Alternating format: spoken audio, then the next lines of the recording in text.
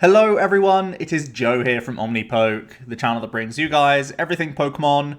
If you're looking for PTCGO codes, including the new Rebel Clash stuff, go ahead and check out the Potown store. You can get a 5% discount on your orders using that code OmniPoke.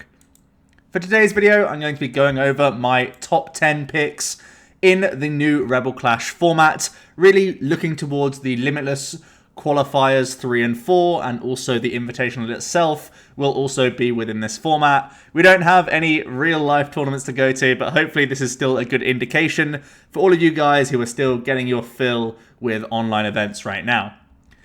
We're going to start off with number 10, and honestly, my number 10th spot could have been maybe like 12 decks. I've chosen on Magcargo GX. I think it's one of the few archetypes in the game that can have a positive Baby Blounds as well as a positive ADP Spiritomb. So it actually has like a really strange niche. And that's thanks to a list that we've seen from Benji Pham in Qualifier 2, one of my teammates, where it's playing Alolan Persian. Alolan Persian just says no to those specific archetypes, and it means that Magcargo is in this interesting spot where it's not really the most consistent list out there, but you have decent type coverage against Zacian. You've got a decent Baby Blounds matchup where they're only limited to 1 or 2 attackers throughout the entire game, and ADP Tomb basically insta-scoops as soon as you get this Persian down. So yeah, it's actually not the worst archetype out there. We've seen Magcargo GX do reasonably well in the last 2 qualifiers, so something to bear in mind. I do think its consistency is always a bit of a downside of this archetype, especially now with Boss's Orders. People can go around you and knock out your engine at times, seeing as though Magcargo GX discards a bunch from himself. If they're able to stamp and boss, get rid of your small Magcargo, it's going to be a bit of an issue. And also I'm a little bit concerned about the PikaRom matchup. PikaRom is receiving a lot of hype recently, and this list doesn't really have board space to put a Mew down a lot of the time, so naturally the PikaRom matchup isn't ideal. So yeah, those are a few concerns for Magcargo. Like I said, the number 10, you could put whatever pet deck you like in this number 10 spot, because I think it's like not particularly close, the 9th deck downwards, but I couldn't really think of a much better 10th place deck. So whatever you've tested that I haven't, put it in here. If you're wondering, this is the list that Benji Pham used, but I've added in the one of Tool Scrapper now and removed one of the 2 Island Challenge amulets that he played. That's literally the only change I've made to this 60, because I believe the core strategy is just here and there's not much you want to change with it. I have got some other options here as well for you. Things like Boss's Orders could come in, but usually you're reliant on Weldering turn by turn, Stamp for disruption on your own end, Volcanion for getting extra energies into play, Flint, again, just more access to energies early on, and a Prof Research potentially over like one of these Marnies just for extra dig potential would be the only things I really look for. Maybe even a second copy of Alolan Meowth, because spoil the fun, taking that 1 prize without committing energies is actually super good, you know. Good at knocking out Jirachis, and you can hit Dragapults for 140 for no energy, which is quite fun.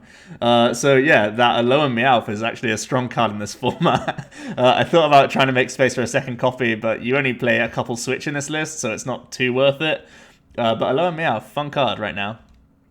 In at number 9, we have Mewtwo Variants. I have lumped these all together because I believe, in general, Mewtwo will see a lot less play than we've come to expect in the Sword and Shield meta. Mewtwo actually had a big uptick in the second qualifier of Limitless in the form of the Mali Mew 3 builds.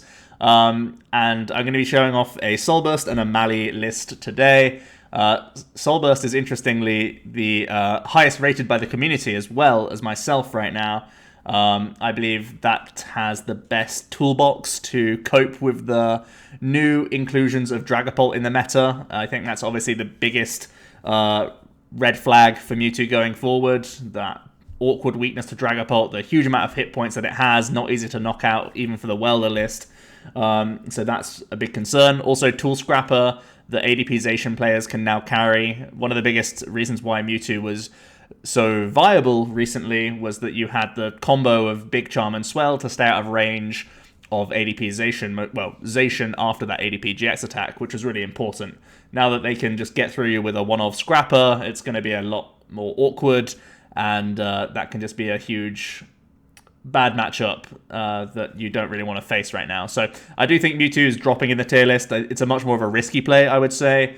But I think its overall matchup spread isn't too horrible. I like that it can still answer Mill. I think Mill is going to still see a lot of play in the Limitless qualifier, more than I think a lot of people are expecting. I think Dragapult is hard to get your hands on for 900 people to be able to get a 4-4 line of Dragapult. Not many people are going to be able to do that.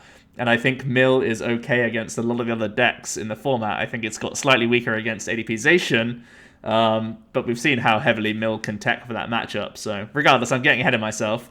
Mewtwo being decent against Mill, decent against PikaRom and Welder Box, like close matchups, is fine. I think you are concerned about ADP because of Scrapper being a new include. Baby Blounds has always been pretty rough, and also the Dragapult matchup is a concern, but you'll see how I've tried to tackle these now. First of all, with the Mali list, again, not too different from lists that we've seen recently do well in the Limitless tournament. I have squeezed in 2 copies of Scoop Up Net as well as 1 Mind Report Mewtwo. Now, this is really just to preemptively help you out for future turns rather than actually just like insta access the card that you're putting to the top of your deck. So there's not like a huge reason why this couldn't have been played previously. It's just that Scoop Up Net makes it more active more often, which is pretty cool, and you have additional switch outs, which is never a bad option for you. So I like the small package of Mewtwo here. It leans into the boss's orders being reusable. It leans into Malolana being a stronger card in this format as well, with more 2-shot stuff going on. So that's really all I've gone for in this list. Additionally, because people will now try and tool Scrapper, there's basically no reason for you to be playing Chaotic Swell, because normally that was just the answer to stop the Lysander Labs coming down. So you do get to gain Viridian Forest, which does give you a small consistency boost, which I'm happy with.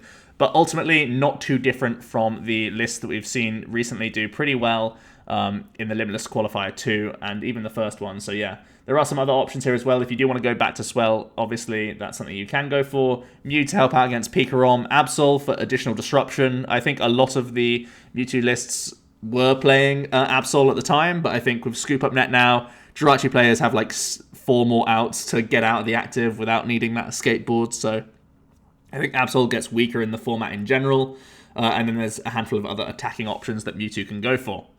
Next up, we have the Soul Burst Mewtwo list. This is kind of changed up quite a bit. I've removed the Snivysaur, which was like a big factor of Henry Brand's initial list, but we've gone for Jirachi package now that we get to play boss's orders.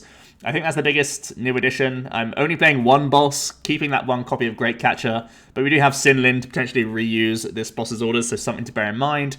The change with the Snivysaur coming out means that we can play the other unit energies, lean more into the Flygon's attack, as well as the new includes of Marshchamp and Sabletar. Marshchamp, of course, being an excellent include against PikaRom. Again, hyped archetype. If you can Soul Burst onto a Marshchamp, that is going to be a big threat for the opponent. Sabletar in the list to be that huge threat against Dragapult. So essentially the mindset of Ultimate Mewtwo now is basically, haha, I can hit you for weakness, let me power up one guy that's going to sweep. That's basically the mentality of Ultimate Mewtwo in a lot of ways. I don't think it's like flawless, and I think you can still have some awkward times here and there, but getting that Soul Burst off, weak guarding your Mewtwo as well is such a big deal against that Dragapult matchup. So yeah, I think it's pretty fun. Let me know how you've tried to make Ultimate Mewtwo work, because of course there's so many different directions you can try and take with this list.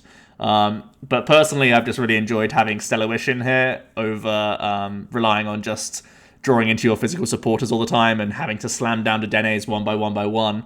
It feels you can play a little bit more methodically with this build now that you can Stellar Wish digging for things, which is cool. And also you're not just sat there with Mewtwo out up front every single like game, so that's also pretty nice. But yeah, not too different from Henry's initial shell, just the gusting is the main change that I've gone for here. In at number 8, we have Welder Box. In line with the community overall, again, this has been doing pretty well. It did win the previous qualifier and also made top 8 in the first one. And I think ultimately I've not made too many changes from some of those successful lists. I do believe Victini Prism is pretty solid, But one big concern I have for Welder Box going forward is that Wobbuffet is probably going to see a decent amount of play in this tournament. I'm expecting to play it myself because it covers Victini Prism, Jirachi Prism, and Coco Prism. I think with things like Zacian and PikaRom, as well as Welder Box, all picking up steam and becoming more popular on the ladder at least, I'm expecting Wobbuffet to get a decent amount of value in this tournament. So that's a small concern. You are quite reliant on that Victini Prism star. But one thing I have found is that Welder Box is actually pretty decent against Dragapult. Obviously, of course, you need to hit your welders and draw okay, but the biggest reason why I believe this matchup to be decent is that you lean into the Heatran, you try and GX with Heatran for the 7 energy, and if your Heatran hasn't been got a lot of damage counters on it prior to that, the Dragapult can't even one-shot respond on you, and if that's the case, you can just simply switch into a Blacephalon GX or a Turtonator, one more Welder, and you've just swept the game, basically. So I found that the awkward hit points of Heatran going into that Dragapult matchup is pretty good for you. So I think that's okay. Also, once again, I like that you still boast that decent Mill matchup. I wouldn't write off Mill for a second, even if you haven't given it the time of day. Other people will have. You know they will. You know someone's going to still play Mill. They'll just adapt and still be strong. So just having a naturally decent time against that is going to be cool. I don't think there's any too bad a matchup either. Like Baby Blounds, I've put as unfavorable, but maybe this is a little bit harsh because sometimes they're sat there just Intrepid sorting themselves for a couple turns because they can be kind of awkward in those openings. Welder Box has much higher chance of starting out the gates faster. It's just that you naturally have a lot more 2 prizes than they do, so it's kind of offset for them overall. Here's my list. Again, not too different from that winning 60. In fact, the only changes I've made are adding in 2 scoop-up nets. You'll notice that my approach in a lot of these lists has been like a less is more approach. I've tried some wacky things, and then I've kind of just reeled my neck back in a lot. I've tried things like Eldegoss. I've tried Mewtwo combo in here. But ultimately, I found just Stellar Wishing more is probably the best policy for Welder and a lot of other decks, really. So Scoop Up Net giving you extra Stellar Wishes is just a good policy. And also board space has always been a low-key issue for Welder decks. And being able to just Scoop Up Net a Jirachi mid-game to then turn that into a Dedenne space is such a treat. You really do enjoy seeing that. So yeah, just a really simple core for Welder Box. One cute thing you might notice is that I've gone up to a 19th energy card, so you can even Infinity through Dragapults that little bit easier. You now are able to prize a fire and still Infinity for the full value against a Dragapult and one-hit KO them. You can see in my tech options, I've also even considered a 20th energy, because if you want to just knock out that Dragapult in one, it's still possible, guys. Don't sweat it. Everything else in terms of the other options, they're all things you've probably seen before. So yeah, in general, just a pretty straightforward core for Welder Box now with no Zard. In at number 7, we have ADP Tomb. The community have also ranked this pretty high. I think there's a bit of confusion over the Dragapult matchup. I've heard so many varying reports from it's free to it's impossible. I think you gotta learn that matchup. You gotta get a good 10 or so games in against the Dragapult player. A couple of the lists go up against the Mali build, go up against the Hammer build, go up against the Straight Pult. Try all those matchups and have a good few games against them, because it's only really if you can figure out that matchup that you're actually gonna perform well against it. I've heard strategies from bench 3 Spiritombs and just let them pick at your board and just let the third one do the work. I've heard strategies where you just have to hold everything in hand and then put everything into play in one turn, just have a board of ADP and a couple Jinx, and then once they inevitably hit you, put damage on your Jinx, you can just somehow find Hustle Belt, Tomb, Rainbow, Jinx onto it, and do all that in a turn, as well as switch outs.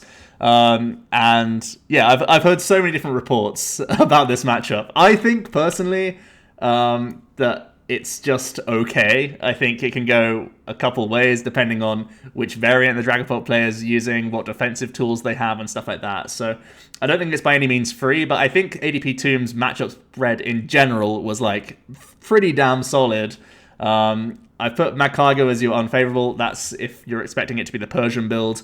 And having that as an unfavorable is like fine. You're basically never going to face that matchup.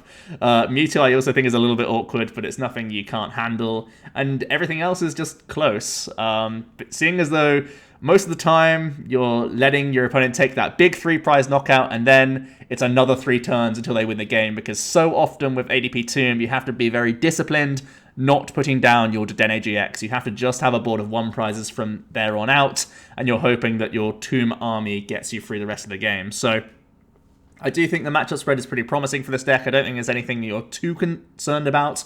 Maybe PikaRom teching in something like a Xurkitree GX would be a concern, but other than that, I think you're absolutely fine. So yeah, one thing I have found is that this is definitely less consistent than the Zacian base builds, just because you're not getting those early Intrepid Swords on turns, well, in the early game, obviously, and also whenever Zacian is kind of just whiffing, they can always Intrepid Sword again in the mid game if they really have to, and Tomb just has to pass, basically, so that can be pretty rough. Here's my list, though. Again, not super different from the list that we've seen from Ross Cawthon and co. Yes, we are adding in the boss's orders, obviously. From there, I haven't made too many other changes. I've put a Mew in, obviously, to help out against PikaRom, which I'm expecting to be super popular. Scoop Up Net and Mewtwo has come in, again, just trying to complement that boss's orders, as well as helping out with the Guzhala. Decided to put one of this card in. Again, when you have Mind Report, you can pick and choose your moments. I think this will help out against the Dragapult as well, seeing as though you can grab that Hustle and the Rainbow all in one sweep, which can be pretty nice for you. So, yeah, just a few tweaks, and personally, I really didn't like the fact that ADP Tomb was just playing coin flip catchers and no customs. Whenever I was testing this, I was always trying to put in customs instead, but Boss's Orders definitely has a better feel to it overall. Not too much else to say on this, but yeah, plenty of other tech options if you want to go down those other routes. I'm currently not playing Big Charm anymore either, just because I'm expecting Tool Scrapper to be a thing, and I just don't want a tool that passive. I'd much rather just have the instant Hustle Belt damage buff instead. In at number 6, we have mill variants. I've lumped in the Magcargo mill and the Cinccino mill because both have seen a lot of success in the first 2 qualifiers. Now, the community are a little bit less interested in mill right now than I am, but you just have to respect it, man. It has so much support behind it, you know.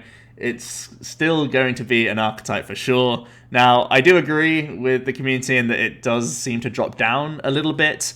I think simply ignoring your opponent is a lot less valid right now. Dragapult is a pretty big concern. Yes, you can Yell Grunt. Yes, you can Crushing Hammer, but they're even putting pressure on just by manually attaching their way through the game, especially because they have normally a high count of Marnies. I'm talking 3 to 4, and Mewtwo Scoop Up Net, so they can Marnie you for the first like 4 turns of the game, and it's not difficult for them.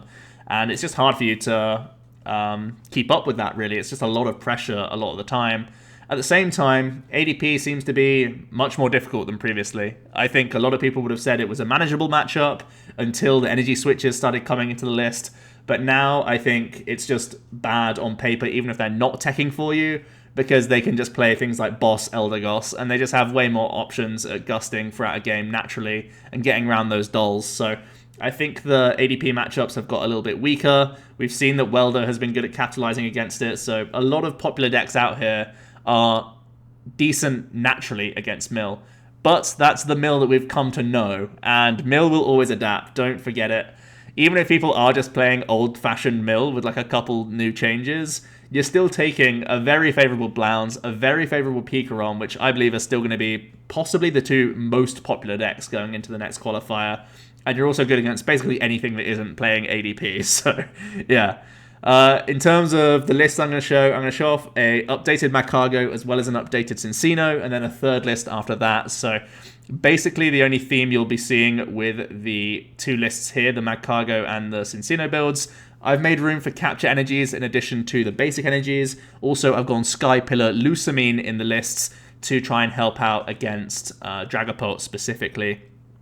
Other than that, not too much different from Shintaro's list. That we saw do quite well. You can think about trying to add in those Curse Shovels for extra speed in how quickly you're milling your opponents. You can think about Girafarig for Mirror, but I would not expect as much Mirror, nowhere near as much Mirror as going into Q2, so something to bear in mind. More energy disruption if you want to. Boss's Orders for trapping. Malolana for healing against Dragapult as well, for like undoing damage, especially on things like your smooth over Magcargo could be a really big deal. Those are all things I've certainly considered, but right now, just trying to lean into those capture energies, give yourself more access to Zacian early on is great. Having Sky Pillar to help out as well against those Dragapults can also be pretty decent. For the Cinccino build, again, the only real difference is that we've made the concession to make space for Sky Pillar Lusamine in here to really help things out, and we've got those captures in there to give yourself a better time at finding Zacian in the early game, which is great. But yeah, that's really just about it. These are just pretty cookie-cutter-based Cinccino lists, not too much to say here. There are a couple research in here, that's to help out against Marnies in general, and it's what was successful in a recent, in the recent Limitless qualifier. I think the highest placing Cinccino Mill played triple research, so we've gone for that approach as well. Here's where I kind of say there's all sorts of different ways you can try and adapt your mill. You can go back towards a Pidgeotto route, where you have Articuno, Water Energies, and Handlock supporters if you really want to, alongside Reset Stamp. Obviously, you won't play Chip Chip anymore because everyone is playing Oranguru or Zacian. All those sorts of cards just naturally are a big pain for the Chip Chip. It just makes it useless. So you can still play Handlock stuff and just hope that people top deck and whiff. So that's something to bear in mind. Also, if you are trying to reduce your opponent's hand size, you can go for like Surge, Stamp, Boss's Orders, Gala Mine, and then go for like Handlock supporters like your Jesse James and your Mars as well. So you certainly can trap people and make life difficult for them, even if they are in top deck mode. Like, they can still struggle against that for sure. You can go down Curse Shovel again if you just want to have even faster mill than ever. But yeah, other than that, this is just, again, just Cinccino that we've come to know.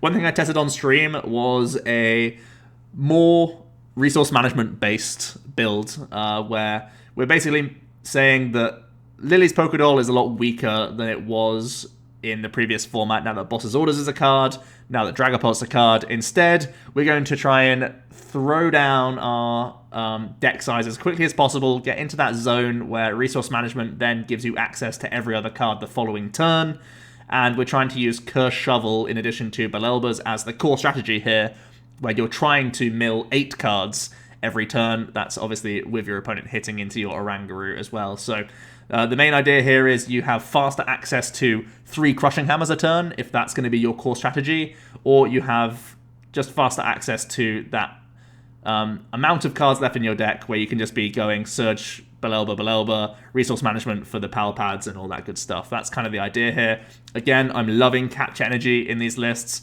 I'm loving Stellar Wish being an early game option, just to give yourself an early game 5-card dig for early game Crushing Hammers, which is so vital against ADP Zacian and Dragapult. So yeah, again, obviously playing Sky Pillar Lusamine, we just have naturally higher hit points in general in this list, other than like Jirachis, which can go down. But yeah, that's a pretty fun combo. Obviously, with no basic energies in this list, you don't need to play the Super Rods. We're just playing Lana's Rod instead. It's still a +1 if you're going for Guru plus Curse Shovel, which is normally the thing you're trying to recover. So yeah, it's going to be interesting to see how Mill performs. This is just one iteration I've attempted to put Mill in a different position compared to the Cinccino-based list, and it was a lot of fun to test this out. It's nice motoring through the deck with Clays as quickly as possible, trying to just grab your hammers ASAP, and then hitting that Balelba combo later on in the game. That's been pretty fun, so yeah. Other options, obviously, Scoop Up Neclafable's a different combo I've tried on stream a couple times, and it seemed pretty valid. Scoop Up Net in general, just making its way into this list to, again, heal off some Dragapult damage could be reasonable, free up some board space as well. So yeah, plenty of ways you can think about playing Mill going forward. I'd like to hear your thoughts on how you've tried to make it work, because I'm certain we'll still be seeing different variations of it in the next qualifier. In at number 5, we have Straight Zacian. I've kind of split this up into a defensive-based build that has Luke Metal, as well as a combo-based build, which is the Jirachi Prism, something I was kind of a big fan of and kind of tried to champion early on. I've seen a lot of other content creators try it and make lists of it as well, which is pretty cool to see, and it's actually gained some traction, which is weird, but yeah, it's interesting to see, and it's been the thing that I've actually tested the most right now. One of the only things I'm worried about going into Qualifier 3 is how good Wobbuffet seems to be, so that kind of shuts off the whole gimmick of the list. But in general, just attacking with Zacian early and just being such a streamlined, simplistic list has been doing dividends for me. It's been so good that you're just like such a straightforward base build of Zacian, just plodding along, intrepid sorting, and that's like such a good early game for you in general, and just swinging with Zacian is just strong on his own, even if you're not getting off your Jirachi Prism Spice. So yeah, I think Turbo Zacian seems really reasonable. I also think Luke Metal is just good in the meta, having that energy removal in the GX attack, very good against Pult, especially if they're not playing Mali builds. Also good against ADP Zacian, of course. So yeah, the Luke Metal seems to be okay. Luke Metal build, obviously still worried about the Welder Box, the Baby Blounds, the mill matchups for sure. And I think the combo Zacian builds only really super weak to mill, I would say. And you're pretty reasonable against most other things. Baby Blounds, I still think you're not super favored going into. You're hoping to get maybe 2 uses of the Jirachi Prism Star, and that's not always easy to do. But one thing Baby Blounds doesn't do is hand disrupt for the most part, so that's one thing you do have going for you. The first list is going to be that combo Zacian build, a little bit different from the initial post that I did. I've been playing around with it. I have added in those frying pans. I initially had balloons in here.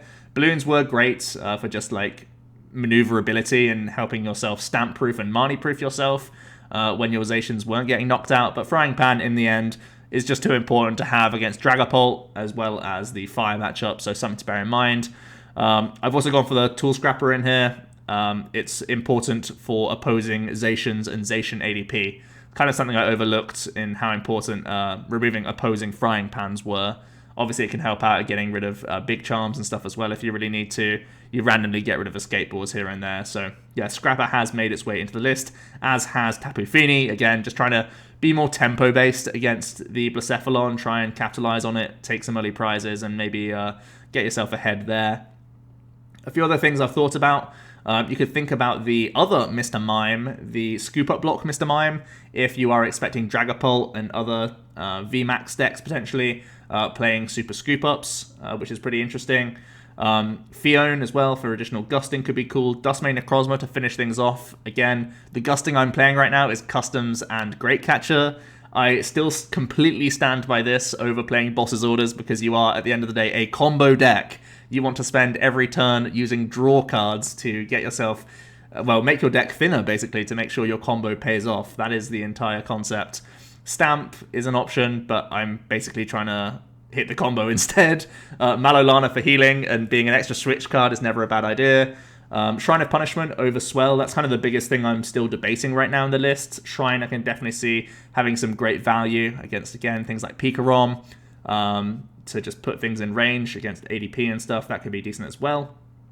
And I have said that if you do want to play Boss's Orders, you can do, but honestly, guys, I've way preferred it as custom catcher build. You're already playing double Oranguru, so you can be protecting those customs in the early game like very often, and at the end of the day, you just need to keep using research because you've got to manually attach every single turn and have sources every single turn.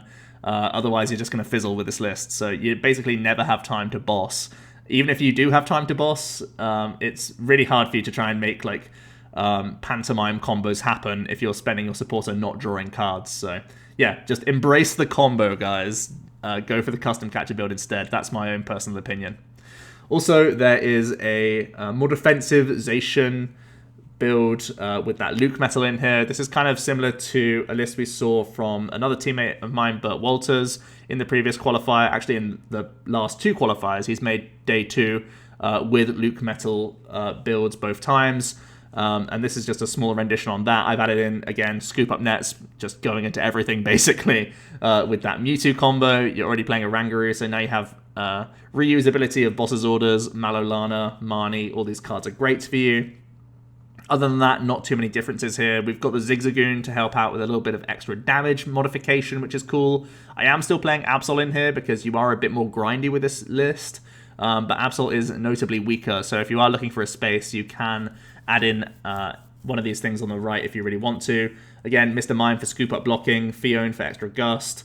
You could also go for leaning more towards this tag call engine because we have worked the the Malolana's in here anyway, so if you want to lean further into tag call, you really can go for that. Tapu Fini, Vitality Band, Giratina, the special energy removal Giratina, you can go for that as well if you really want to.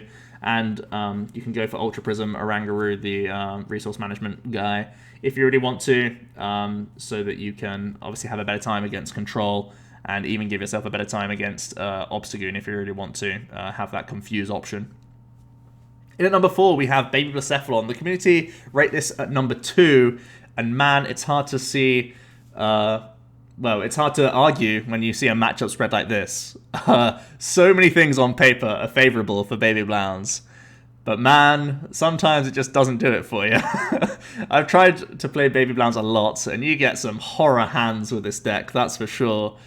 But sometimes it just doesn't matter, because that prize trade in the best of 3 is still just nuts. One thing to bear in mind is we're playing best of 1, obviously, in the Limitless qualifier, so it's a lot more scary to play this deck. If you want to go into the tournament and not waste too much time and have a lot of breaks in between, Baby Blounds seems good, because sometimes you can lose in a minute, and if you're winning, it's probably in about 10 minutes. So yeah, Baby Blounds has that appeal going for it for sure.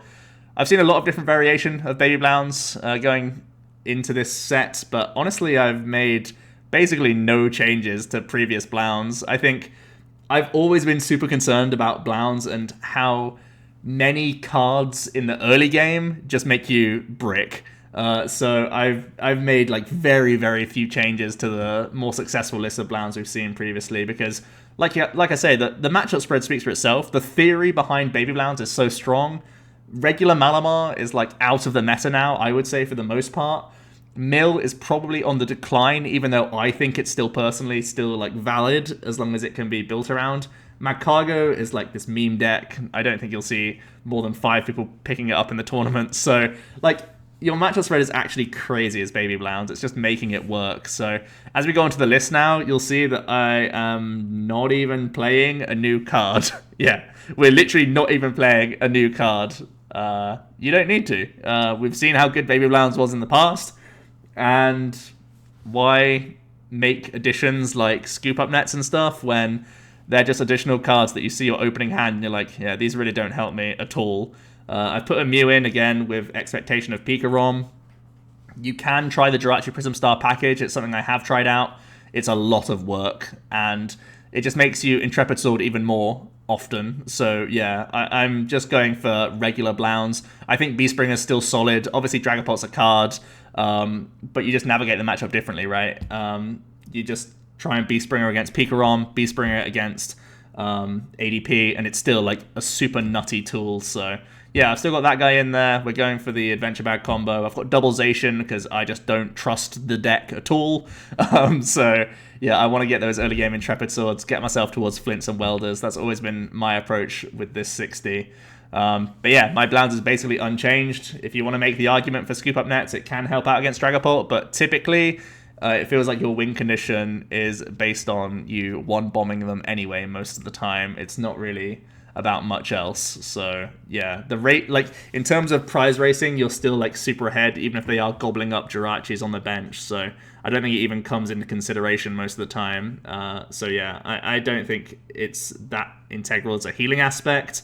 As additional switches, like it's kind of valid, but I don't think you ever really need more than 4 switches. I think 4 is already like on that safe side, especially with the Adventure Bag and board giving you like 6 outs in the early game. I don't think it's like a big problem for you. So yeah, I've stuck to old school Blounds, and I still think it's pretty solid. In number 3, we have PikaRom. Community are in a line with this. Let's not forget that PikaRom was the second best point earner before coronavirus happened in the last format. So yeah, PikaRom was pretty successful, and it feels like it's just got a huge wave of hype. Like, it's gained a Bolton V and it's gained Speed Lightning Energy, and that's all it's needed for everyone to jump back onto the ladder and give PikaRom a good go.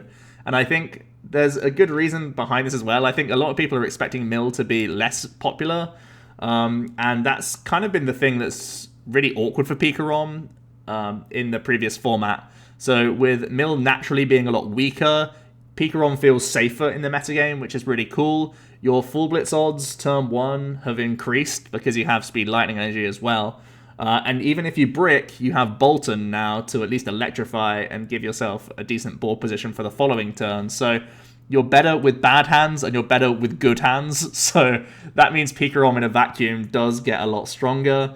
One key concern I have for PikaRom is that everyone knows it's stronger and everyone knows it'll be popular in this tournament. So I'm expecting Mew, I'm expecting Wob, and maybe even some fighting tech Pokemon, you know, like I'm expecting all this sort of stuff to come into PikaRom. So do be aware it's probably going to be teched for going into this event. So if you're still happy playing PikaRom because it is just a solid 60, by all means do so. I've made a 1-card change from the list I put on the channel, I think last week, and that was cutting the Galamine for the escape board to lean into that Jirachi a little bit more. If you do want to put in another Stadium card or a Marshadow, you certainly can do that. Marshadow being nice against Swell, of course, and the second Stadium just being additional counts in general that you can hit off Stadium Nav. But yeah, I think Marshadow has been the card that I've wanted possibly most in this 60. I am still playing that 14 Cat of Energy. A lot of other lists play 13, so if you do just want to make that space for Marshadow, by all means go for it. Again, things like Fione, now that we are Boss's Orders based, there are turns where you simply can't do it, and Fione could be helpful, definitely against things like Giant Bombs. There's one prizes like Zapdos and Finny that you could try out, Coco V if you really want to, but I personally think Bolton's just great in here. I've said Tag Call, but I actually mean Tag Switch on here as well to go alongside your energy switches. Obviously, Tag Call does work on Speed Lightning energies, so there's some great synergy there going on. But yeah, I think PikaRom is solid, solid enough for people to tech against, to be honest. But it still can just get the job done. Obviously, you can boss around that Mew and try and deal with stuff later. So something to bear in mind. But overall, PikaRom, solid deck. You're going to see a lot of it for sure, and for good reason. It just does the job even more often than previously, thanks to Speed Lightning, which is very cool. In at number 2, we have Dragapult VMAX. The community rated the Scoop Up Mally list the highest, and also the sort of straight pult with hammers also up in that top 10. I think Dragapult just seems like excellent to me, to be honest. It's such a straightforward deck. You just want to get a turn 1 attachment on your main attacker. Turn 2, you need an attachment and a VMAX. That's all you really need. It's not hard to do at all. Spread is always great. You can make sure those damage counters just work in your favor all the time. You can set up game on board sometimes with well-placed damage counters, which is awesome. And there's no matchup that I go into thinking I actually can't win here. I think in general, everything is within reach, I would say, which is very, very cool. I also like the fact that because of that simplicity of Dragapult, you can play a bunch of one prize tech Pokemon, often, or just tech supporters at times, because you naturally have space. You only really need like 9 to 10 energies. You need that 4-3 line of Pult, and then it's like Jirachi's set up Pokemon, and then just like tech Pokemon and supporters. It's such a low maintenance card that you have the space to tech, and I think Dragapult's going to be really, really solid in this format until the Eternatus stuff comes out, at least. So yeah. So here is my list. Not too different, again, from that initial list that I posted. We have cut away from the Acrobux a little bit and also taken out some of those tech supporters, the Bead and the Yell Grunt that I was previously playing, just to play Crushing Hammers. I think Crushing Hammers are still solid going into this tournament. ADP is still going to be a huge factor. Mirror of Dragapult is going to be a huge factor. Crushing Hammers can be great in those matchups. In general as well, it can slow down a PikaRom. It can force them to like hit the stones on future turns. It can slow down all sorts of decks, even the Welder decks it can be annoying for. So Crushing Hammer is a good card in the meta right now, I would say. And again, Dragapult being so low maintenance can really make the argument for playing things like Crushing Hammer and still go about its main strategy quite happily. Other than that, not too much else to say. Like I said, you could add in more tech Pokemon if you want to. Mew to help out against PikaRom even more, / Wobbuffet to slow down PikaRom. Fione for gusting, Giratina, the enhanced hammer Giratina if you really want to. You can add in more disruption, like Reset Stamp, Yell Grunt, Giant Bomb if you want to have a better time against some of the things trying to one-hit KO you. Or you can go down Bead to have recovery against opposing energy disruption, Eldegoss to recover some of these supporters. It's really all up to you. I think there's all sorts of different ways you can play Pult. Just the straight build just has so much space on offer. So yeah, I think Pult is going to be really good. But this is still quite a simple shell, not too extravagant by any means. But the Crushing Hammers being the main tech card. And then the other list that I've been trying out a decent amount is the Malamar-based Dragapult build. And really the main focus of Malamar allows you to play Super Scoop-Ups. Now, I've just noted how good Crushing Hammer is if you flip heads in certain matchups. Well, Super Scoop-Up seems crazy good if you flip heads in certain situations. It does require a bit more setup, but holy, it can be a huge swing in games when Dragapult just has such a natural, like, it's so spongy in general, it's so big, and because you can obviously Malamar immediately back onto your next Pult, just undo a whole turn of damage and get a free, like, 180 off, it's such a big deal. So yeah, I like that Malamar also protects around energy removal from opposing lists, and yeah, just seems very good in general. You get to add in the Baby Blound for even more spread options as well, so yeah, it just seems pretty crazy on paper, to be honest. Again, not too many other options you could think about here. Giant Bomb if you want to have more protection against one-shot stuff. That Prism-style Wobbuffet if you want to throw a spanner in the works against the Welder-based decks, as well as PikaRom. Mew again if you want to. There are so many things that Dragapult can play in general. I'm really excited to see which lists start to come out on top. I'd fully expect this to be in the top 8. In at number 1, we still have ADP Zacian, and you can't really be too surprised. The community are also in alignment here. It was just so ruthlessly efficient in the previous format. It got such a good haul of points and still continues to do well, even though it was pretty well targeted in the previous 2 qualifiers. It still managed to make some pretty reasonable placements. So it's hard to see Zacian not still being one of the most popular decks going into this next few tournaments, and it's still going to take away a bunch of points. You know that for sure, right? It's going to still do very well.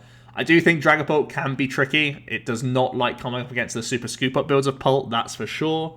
And if they are playing Hammers as well, that can also be an issue for the ADP Zacian player, of course. So I think Dragapult naturally is a good foil to ADP Zacian, definitely something that's interesting to note. When trying to navigate that matchup, quite a decent amount of times, I've tried to go for Zacian earlier on in the game to try and target their Pult immediately, and then sort of use the GX attack in the mid-game, and then just try and gust things like Dedenne and stuff, or a smaller Dragapult before it VMAXes. So that's been one approach I've gone for, rather than just going for the normal plod along, attached to ADP, GX, and then like it's down to you to hit like a bunch of sources and stuff, because they can just target things like your Zacian too quickly and soften them up too much. For me, it's felt a lot better like going aggro Zacian quicker in the matchup. But yeah, that's just me. A few other things about ADP Zacian. You do like having Tool Scrapper in here just to remove the headache of Swell Big Charm from tag teams. Also, Malolana is just in general a stronger card in the meta because Dragapult's natural damage output is rarely one-shotting things, so sometimes Malolana can be a nice removal and set them back a turn at times. So there might be some reason to go back towards a tag call-based build because Malolana is just good anyway, and if you're already playing Malolana, sometimes there's a reason to improve your ADP odds by having the tag calls, and then you start thinking, may as well play the Guzhala and the Sinlin as well. The only concern for me right now about the tag call build, obviously you're playing special energies, and Giratina Scoop Up Net could be a card, well, could be a combo in the format. I know a decent number of Dragapult players are going for that route, so something to bear in mind. The matchup spread for ADP Zacian never looks that appealing, but that's because for the last few months, everyone's been trying to target ADP and not lose to it because it's been so strong. So this matchup spread may be a little bit harsh for ADP Zacian. Obviously, it still find a way to be more consistent and just keep up with anything in the meta. I'm going to show off 2 lists. The first is going to be my spinner-based build, and then also a tag call-based list as well. So right now, I still am playing that Mawile. Man, I still love playing that card. It's such a nice relief to not rely on like multiple sources all in one turn. I'm shoving Mew into all sorts of decks right now to try and respect that PikaRom and stop them from just sweeping you, basically. So that's pretty decent. I've got the Frying Pans in here right now for a bit of more tankability. We've got Scoop Up Net Mewtwo going on. to try and recover some supporters at times. But other than that, pretty straightforward spinner-based list. You can see that I've got Zigzagoon in here for a damage modifier in addition to those shrines as well, which is certainly something to bear in mind. You can see down the side we could have more defensive stuff like the Stamp, Finny to help out against Baby Blounds, Guru for recovery, although I think we have plenty of options against Mill now with Boss, Scoop Up Net, Mewtwo. I don't think it's a big problem. It's a lot more options than we previously had with good old Customs, so something to bear in mind. You can add in Tool Scrapper if you want to in this list, but because I'm playing Goon as well as Shrine, I don't think it's that important. Malolana is just a nice card. Could be an option that you want to recycle with Mewtwo, again in that Dragapult matchup. Fione to help out against Giant Bomb, as well as Dolls, which could be pretty good. And even Obstagoon. And yeah, things like Mr. Mime to stop people using Super Scoop Up against you could be cool. Or Wobbuffet again, slowing down those Welder-based decks. Stopping the Jirachi Prism fun times, and also stopping, whatchamacallit, the Victini, right? So yeah. And here is the tag call base list. The tag call list, I have gone for the Tool Scrapper because we have just the one Shrine and the one Vitality Band. Obviously, with tag call, it does eat up a good amount of space, so we're not playing the fancy new Scoop Up Net stuff. We're just adding in the Malolana, and we also have that huge plethora of tools. It's what we saw success from Medi Haffy back in Malmo Regionals, so it's been something that I've kind of taken inspiration of and thought that that was a good way of, well, a good mentality around this list for sure. Again, I'm always making space for Morwell. I think it's still super solid in the game, just for being a nice option. And other than that, yeah, pretty straightforward. Like I said, there's still plenty of other options you can try and work into ADPization, but I just expect it to be pretty solid around the board and is still just like a decent threat for sure. Outside the top 10, there's a few things that weren't super high ranked by the community, but of those that were in the sort of top 20 range, a couple other Lightning decks that aren't PikaRom, Turbo Bolton, Zeraora, as well as Toxtricity VMAX. I've tried both these out. I think Bolton Zeraora is simply like a lot slower than PikaRom and therefore just much worse. Toxtricity isn't, well, it can be as fast as PikaRom, and its damage output can be higher, but it just happens 5 times out of 10, whereas PikaRom is like 9 times out of 10, you're doing exactly what you want to do with a deck. So if you found Toxtricity to work enough times for you, congratulations, you're probably going to do very well in this tournament, but for me, it doesn't work as often as you'd like. The Boltund is super consistent, but it's just a lot slower than PikaRom. Like, why accept an Electrify for 0 damage and like go on to your next turn when you could be full blitzing, getting more energies into play, and also dealing a good chunk to the opponent, or taking early game prizes against one prize stuff. So yes, I think Boltund is ultimately just going to be a lot weaker than PikaRom. Sableye Obstagoon, I think is probably a better way than just playing pure Obstagoon now, because pure Obstagoon doesn't beat Dragapult. But if you do have Sableye in here, it makes the matchup a lot more difficult for the opponent, so something to bear in mind. Obstruct is still very good against a lot of decks. You'll notice a lot of my 60s are no longer playing Fione as well, so it could be a good omen for Obstagoon to still be solid. Do bear in mind, though, that Boss is going to be a thing a lot of the time, so could be a small concern, and I've definitely considered Fione in a lot of decks, so it certainly may be a threat. I need to take a swig of water, man. My voice is dying. Alright, so yeah, Obstagoon I think is pretty okay, actually. And interestingly, there's been some like Sableye V Flapple like combo decks, which look pretty fun as well. They seem to just be hitting for weakness and hoping that it's good enough against other archetypes, but if there are enough 3-prize decks, like if there's enough PikaRoms out there, if there's enough ADP-zations, the Sableye Flapple might not be the worst sort of rogue deck going into this tournament. Inteleon, people have tried it with Frostmoth Scoop Up Net, similar to the build of Dragapult with Mali, and I would pretty much just advise to play Dragapult Mali instead, because it's more consistent and is just a better archetype in general, I would say. Inteleon VMAX also just scoops to PikaRom, which is probably pretty terrible going into this meta, I would say. So yeah, I'm not a big fan of Inteleon going ahead. There's a few fighting archetypes you could try. Sandaconda and Stonejourner, again, just trying to capitalize on the lightning hype right now. Sandaconda being reasonable against some Zacian decks if you add in those fire techs. Stone Jonah being actually pretty okay against Dragapult, with Stone Gift being able to undo a good chunk of damage and just set up some max rock falls, so something to bear in mind.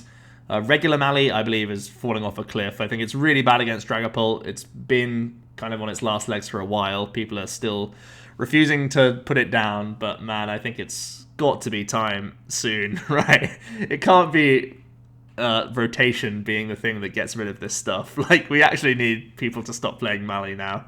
And finally, there's the Greens Luke Metal builds with Omastar. We saw Puka tweet out that he was thinking of playing this for the last qualifier if he had had the chance, and it did receive a small wave of hype, so maybe there's going to be a few people piloting that with some changes with the new meta.